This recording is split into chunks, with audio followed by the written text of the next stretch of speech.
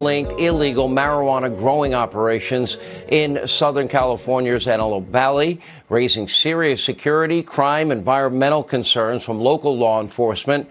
And now Sarah Carter traveled to the Golden State to investigate all of this firsthand with California Congressman Mike Garcia. Here's what she found. Take a look. Directly off our nose is a large warehouse, kind of the 1130. Yeah, the inside of that is nearly 40,000 square feet. We're in 20,000 plus plants inside that alone as plants. And this one has already had a harvest out of it, and they've put plants in. You can actually see the plants in the ground underneath where the tents are up. You can see one, two, three, just a handful of plants. So that one's just been harvested. If you look out there at 2 o'clock, you see all those little light gray, every one of those little light gray white specks is an illegal grow, right? Assuming there's weed in there, but they're not growing petunias or tomatoes probably. I mean, that's literally hundreds right there just in that one segment. And no one can do anything about this, apparently, because they're doing whatever they want. The bottom line is that our local law enforcement across the board are just understaffed. They're under-resourced right now. This all costs money. Anytime someone's coming after these illegal marijuana grows, they're not going after fentanyl. They're not going after violent crimes in our neighborhoods, and it's a tax on public safety, both directly and indirectly. You know, the new directives coming out of the White House to release people, to not make arrests on criminals. I mean, that's got to affect what's happening here too. Yeah, absolutely. I mean, you know, when you don't enforce the laws, regardless of what they are, you're encouraging people to break the laws, right? And what we're seeing on our southern borders, a humanitarian crisis now, we're seeing people suffer. We're seeing people come across the border illegal. We're seeing local residents suffer as a result of that along the border.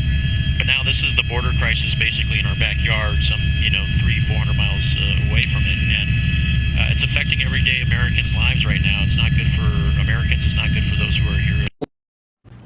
What do you want to be when you grow up? I want to be a fashion designer.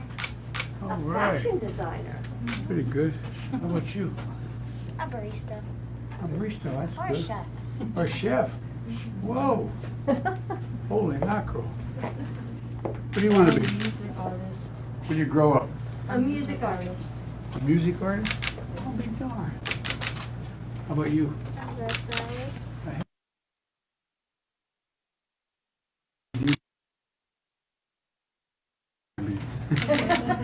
Well, I tell you what, you guys are impressive.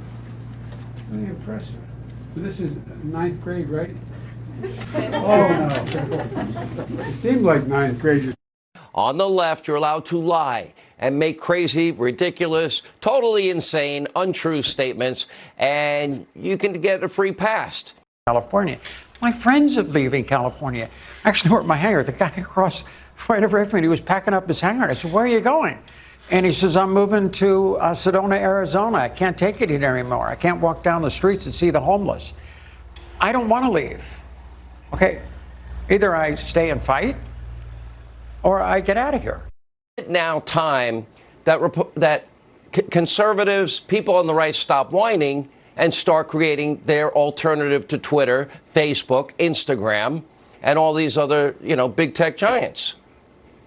Well, it is time. The problem is the federal government has made it very difficult to compete. They've created this de facto monopoly.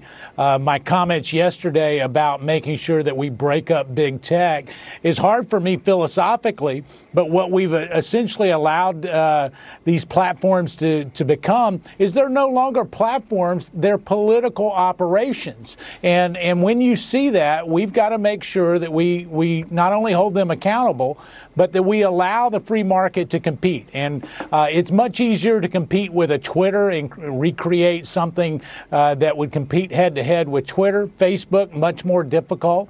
And yet what we see is them silencing one of our White House communications professionals that went to work with Elise Stefanik. And they said it's a mistake. Why are all the mistakes on the Republican side of the aisle is what I want. See if you can spot the difference between these two stories. Here's story number one. 2016, a woman in Tarrant County, Texas, named Crystal Mason went to her local polling place to vote, but she discovered her name wasn't on the voting rolls there.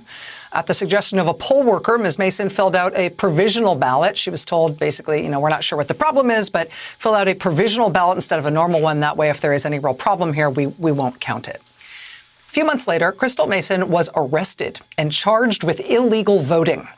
Because when she filled out that provisional ballot, she was on supervised release after completing a prison sentence for a federal conviction. She thought because she had served her time in prison, she was then eligible to vote. She didn't know that under Texas law, you're not eligible to vote until you have also completed